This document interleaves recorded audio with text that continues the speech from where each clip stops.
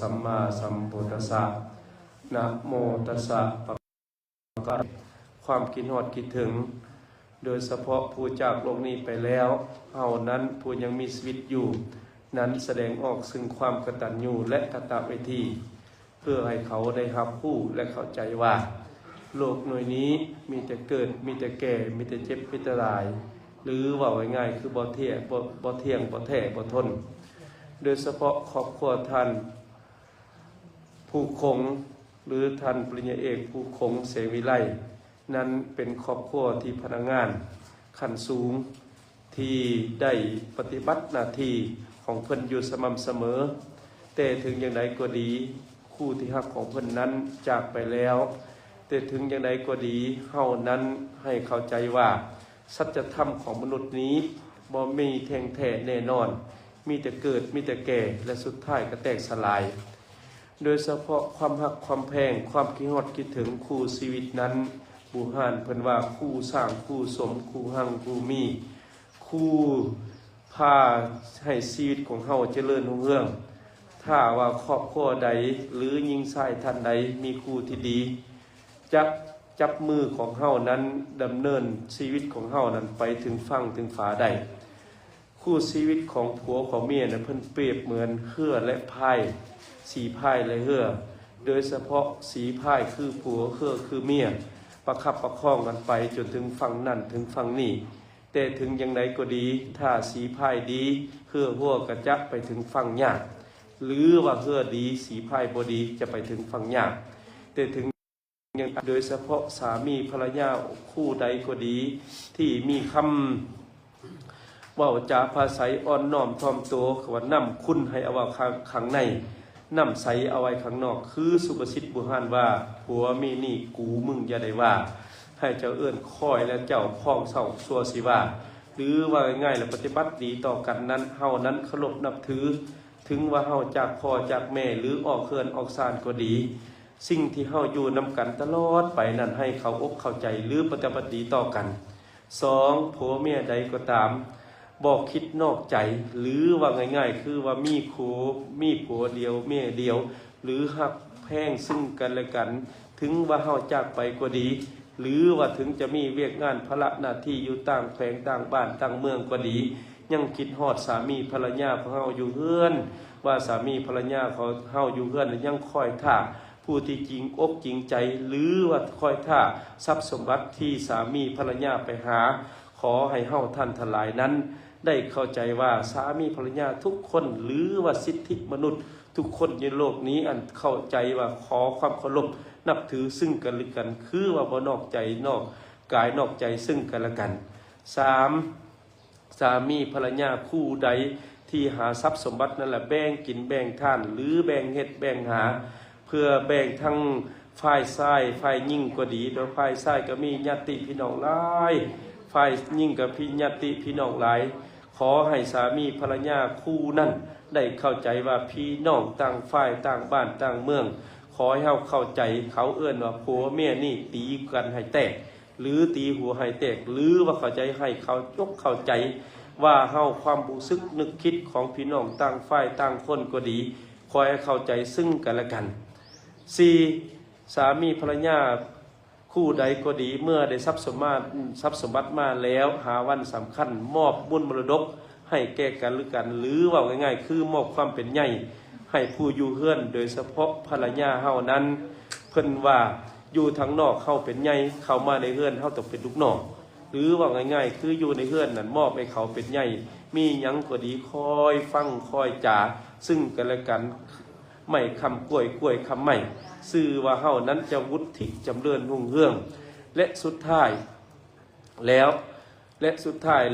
ให้แสดงออกความเคารพนับถือซึ่งกันและกันโดยเฉพาะสามีภรรยาคู่ใดก็ดีแสดงความเคารพนับถือเพราะว่าอยู่แห่งคนใดก็ดีขอให้เฮานั้นมีความเคารพนับถือซึ่งกันและกันบ่ให้เว้าจาปราศัยหรือว่าใส่อารมณ์เกินเหตุให้ครอบครัวแตกแยกหรือว่าเฮ็ดอันใดก็ดีบ่ฟังคำฝ่ายซ้ายฝ่ายขวาเขาเอิ้นว่าสามีนี่ให้เอาตาไว้ที่หูหรือว่าผู้หญิงภรรยาไว้เอาหูไว้ที่ตาโดยเฉพาะผู้หญิงเนี่ยเสื้อฟังคำยอกว่า ฟังคำคนอื่นเว้าจาปราศัยแต่สามีฟังโดยหูเพิ่นว่าบ่ดีโดยเฉพาะสามีก็ดีขอให้ฟังโดยหูอย่าเอาไว้โดยตาโดยเฉพาะผู้ชายนี้เห็นงามหน้าหรือเห็นงามทั้งอื่นแล้วก็หลงไหลไปเฮ็ดให้ครอบครัวแตกแยกดังนั้นมาในมื้อนี้ครอบครัวปริญญาเอกผู้คงบ่เห็นแล้วไม่ออกวันทุยย่วงจากพวกเฮาไปแล้วยังบ่มีวันกลับมาแต่ถึงจังใดก็ดีความฮักความแพงสามีภรรยาเฮานี้ได้ฮักแพงด้วยกันมาโดยใส่วิถีชีวิตของเฮามาถึงหึงนานมาถึงปัจจุบันนี้ถึงบุคคลใดจากไปก็ดีขอให้เฮาตั้งมั่นในหลักธรรมของในทางพุทธศาสนาปฏิบัติศีลปฏิบัติธรรมหรือว่ารักษาสุขภาพของเฮาชื่อว่าผู้ไปนั้นจะมีความสุขความเจริญหรือไปถึงสวรรค์ชั้นฟ้ายังมีคำนิทานพังเพยไว้ว่าสามีภรรยาคู่หนึ่งมือแต่งงานกันแล้วพากันปณิธานกันว่าจะฮักเดียวใจเดียวแต่บังเอิญมีมาในมือหนึ่งผู้เป็นภรรยานั้นเกิดอุบัติเหตุตาบอดและผู้เป็นภรรยาเกิดอุบัติเหตุตาบอดสามีกับซ้อนให้ภรรยาให้ไปฝึกฝนที่โรงเรียนพิการหรือโรงเรียนพิการไปทุกมือแต่ว่าซ้อนไประยะหนึ่งแล้วภรรยาก็ขึ้นรถเมล์โดยตัวเองเวลาขึ้นรถเมล์ก็เขาจะให้นั่งบนคนพิการกลายไปแล้วก็ให้น้ำตาหย่อยโอ้เป็นจังได๋เฮาแต่งงานกันมา30 ปีแล้วบัดเฮาเกิดอุบัติเหตุตาบอดแล้วเป็นหยังสามีของเฮาคือถิ่มคือปะเดี๋ยวนี้เฮาออกจากเครื่องแล้วมายืนอยู่ป้ายรถเมล์ขึ้นรถเมล์ให้ทุกมื้อแต่มีมื้อหนึ่งฝนตกโชเฟอร์รถนั่งใกล้ๆโชเฟอร์รถเราก็ถามว่าเจ้าเป็นหยังคือให้ผู้เป็นภรรยาตอบว่าขน้อยนี้สัญญากันว่าจะฮักแพงกันจะช่วยเหลือกันแต่ว่าปัจจุบันนี้เฮานั้นตาบอดแล้วได้ขึ้นรถคนเดียวผู้เป็นโชเฟอร์รถเมล์ก็ได้ถามว่าค่อยนี่อิจฉาเจ้าค่อยอิจฉาเจ้าจังใดบอกว่าก่อนเจ้าสิขึ้นรถมีผู้ชายคนหนึ่งมายืนห่างเจ้าประมาณ2 เมตรนี้เวลาเจ้าขึ้นนั่งบนคนพิการแล้วมีผู้ชายคนนั้นจะนั่งทางหลังนั่นแม่นไผภรรยาผู้นั้นก็ตอบว่านั่นแม่นคือสามีข่อยเมื่อกลับมาเฮือนแล้วเพิ่นก็ถามว่าเป็นหยังเจ้าคือเฮ็ดให้ข่อยขึ้นรถเมล์คนเดียวเจ้าคือบ่อยู่ข้างข่อยผู้เป็นสามีบอกว่านางเอ๋ยภรรยาเอ๋ยฮู้บ่ว่าในโลกใบนี้เฮานั้นใหญ่ขึ้นมาจังพบกันหรือว่าง่ายๆหรือว่าเฮาตั้งคนตั้งใช้ชีวิตขอให้เฮารักษาสุขภาพหรือเอาตัวเองให้รอดเวลาฝ่ายใดฝ่ายหนึ่งจากไปจังบ่เป็นภาระให้แก่คนอื่นเมื่อเป็นจังซั่นแล้ว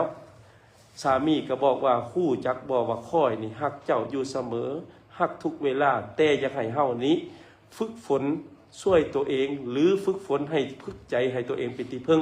จังบ่เป็นที่พึ่งให้แก่คนอื่นดังนี้เป็นต้นดังนั้นนิทานนี้สอนให้ฮู้ว่าถึงว่าจะมีชีวิตของเฮาอยู่นำกันก็ดีหรือจากไปก็ดีคอยเฮานั้นรักษาสุขภาพแข็งแรงเบิ่งแย่งสุขภาพของเฮาเองถึงว่าผู้จากไปก็จะมีความสุขความเจริญดังนี้ดังนั้นมาในมื้อนี้เฮาท่านทั้งหลายเฮาบ่เห็นแล้วคุ้มห้างบ่ได้ยินเสียงแล้วแต่สิ่งใดก็ดีขอให้เฮาท่านทั้งหลายจงรักษาสุขภาพก้าวไปสู่ชีวิตของเฮานั้นให้สมบูรณ์แบบอาตมาในนามคณะสงฆ์ก็ขอน้อมเอาสิ่งศักดิ์สิทธิ์ทั้งหลายอยู่สถานที่นี้ก็ดีอยู่บริเวณนี้ก็ดีหรือบุญคุณงามความดีขอให้ดวงจิตวิญญาณไม่ออกดันถุยย่วงเอ้ยอยู่แห่งคนใดก็ดีขอเจ้าโนบมือเอาเด้อผู้เป็นลูกเป็นหลานผู้เป็นญาติพี่น้องผู้เป็นเพื่อนมิตรสหายมาเต็มบ้านเต็มเพื่อนแสดงความคิดฮอดคิดถึงขอให้เจ้าจงโน้มมือเอาไปสู่สวรรค์สันฟ้าพุ่นเถิดให้เข้าใจว่า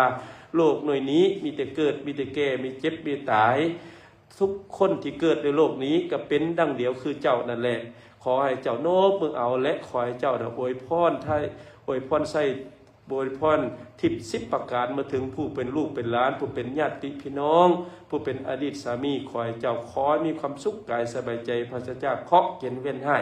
อันตรายทางปวงขึ้นซื่อว่าความทุกข์ยากลำบากจะมาใกล้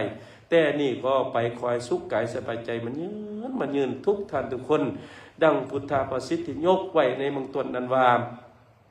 มาตาปิตุอุปทนังบุตตถารัฐะสังฆโหอนาวกุลาเอตมังคารมุตตมังโยบุคโลบุคคลผู้ใดที่อุปถัมภ์บิดามารดาก็ดีเลี้ยงดูสามีภรรยาก็ดีหรือว่าเลี้ยงดูบุตรธิดาก็ดีบุคคลนั้นชื่อว่าได้มงคลสูงสุดในชีวิตเอวังก็มีด้วยประการฉนี้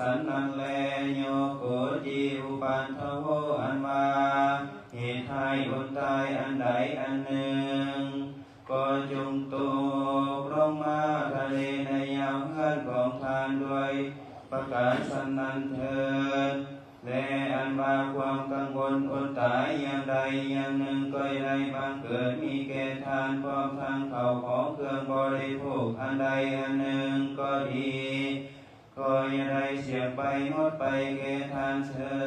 ดสาพาทานิอันว่าทรัพย์สมบัติเข้าของทั้งมวลก็จงตกลงมาภายในเงื่อนแห่งคุณกาเศรษฐีและมีด้วยประการสันใดอันว่าทรัพย์สมบัติเข้าของเหล่านั้นก็จงตกลงมาภายในเงื่อนของทานด้วยประการสันนั้นเถิดกราบพังความกังวลอดตายอันใดอันหนึ่งเป็นต้นว่าความบ่สบายเดือดเหือดคอนใจเจ็บไข้ทุกข์โศกใหม่มองใจห้องให้ต่างๆก็ได้บังเกิดมีแก่ท่านเถิดอีกประการหนึ่งนั้นมาเข้าของเครื่องบริโภคอันใดอันหนึ่งก็ดีคือว่าเงินคำแก้วแหวนเสื้อผ้าอาภรณ์และข้าวนำโภชนาอาหารก็ได้เทียมไปหมดไปแก่ท่านแลอันว่าหาคนแก้วเจตประการก็จงตกลงมาในควงคุมภาษาลาสว่างหลวงแห่งพญาเวสสันดรปางเมื่อตนเป็นฤาษีชิกไม่เสด็จออกจากพระไมยเข้ามาเมืองในวันนั้นก็มีด้วยประการสันใดอันว่าหาคนแก้วเจตประการคือว่าแก้วปฐมมาละเหลื่อมเลือตาแก้วพิลางามพลพุงแก้วประพานมีเสียงเงินพุงแก้วมณีพุงราศมีแก้วพิทุนมีขมาแก้ววสีลาลาอาภาแก้วมุกดางามสวยสดมันคำสดเดือลายก็จงตกลงมาอย่ายังอย่าเที่ยวระดับเต็มบ้านเต็มเมืองของท่านเจ้ามุลสัทธามีจงเงินเป็นเก่าสาพันก็อย่าให้พวกท่านโศกเศร้าทุกข์ยากให้ขิดใจสั่งสะเทือนและก็ขาดเลือนเทศนาปาริโยสาเนในเมื่อแล้วลดพระธรรมเทศนาขอให้เจ้ามุลสัทธาทั้งหลายจงได้นำธรรมะเข้าปรารถนาสุนิทิตา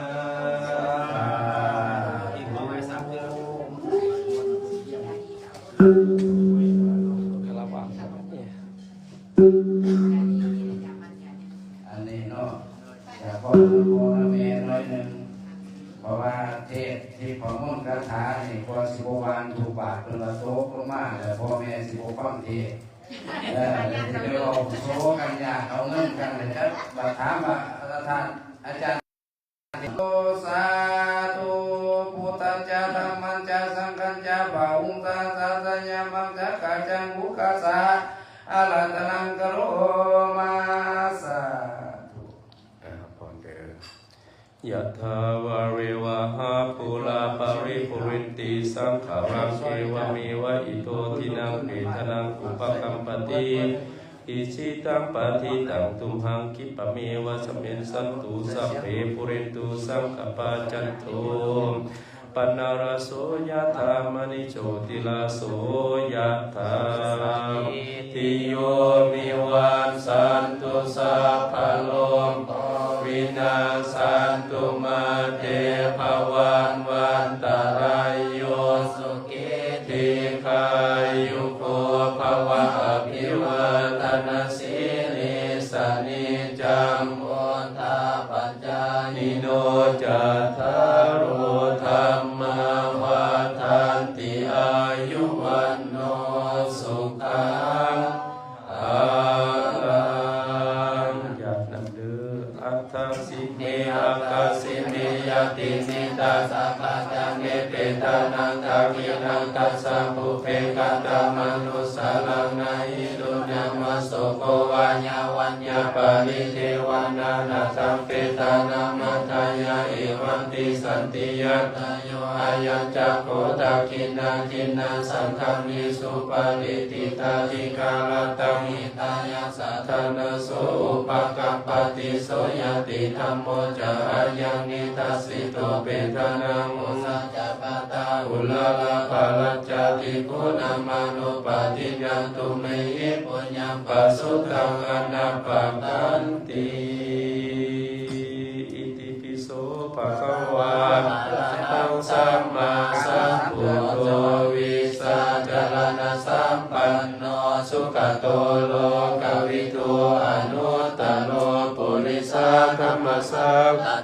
สัทธาเทวมนุสสานังพุทโธภควาติสวากขาโตภควตาธัมโมสันติติโกอาการิโกเอหิปัสสิโกโอปานาญิโกปัจจตังเมติตาโพ